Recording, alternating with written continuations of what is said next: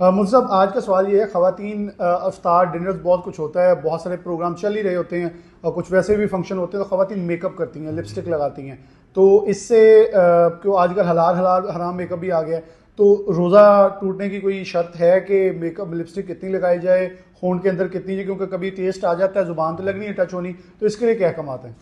लेकिन उसमें मेकअप का जहाँ की बात है तो लिपस्टिक जो है ना ये तो बिल्कुल नहीं लगानी चाहिए, क्योंकि उसका टेस्ट ज़ुबान के ज़रिए से, होंठों के ज़रिए से अंदर जाता ही जाता है। तो जब किसी के वो वैसे हलाल मिस लिपस्टिक हाँ जो वो आजकल आ वो गई एक हुई अलग मौजू है कि उसमें हमें बचना चाहिए, हमें मुल्की जो मसनूआत इस्तेमाल करनी चाहिए। गैर मुल्की तो मतलब उसमें बड़ी हमारी मालूमात हैं, तो उसमें तो वो सूअर की चर्बी भी डालते हैं वो, चूँकि ये जितनी भी होती है ना इसमें वो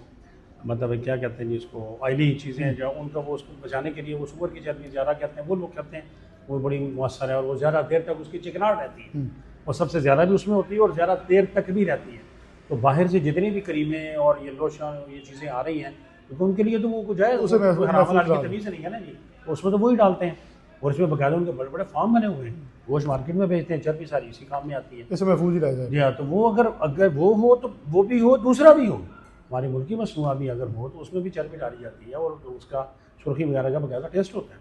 तो बाकी मेकअप का तो कोई इशू नहीं है, लेकिन होंठों को जो है ना इसको बचाया जाए, सुर्खी वगैरह ना लगाई जाए, किसी किस्म की भी कोई चीज़ होंठों पे ना लगाई जाए, ताकि जिससे ज़ुबान जब लगेगी तो ऑटोमेटिकली उसका टेस्ट जो है ना वो ज़ुबान को फील होगा और फिर अंदर जाएगा।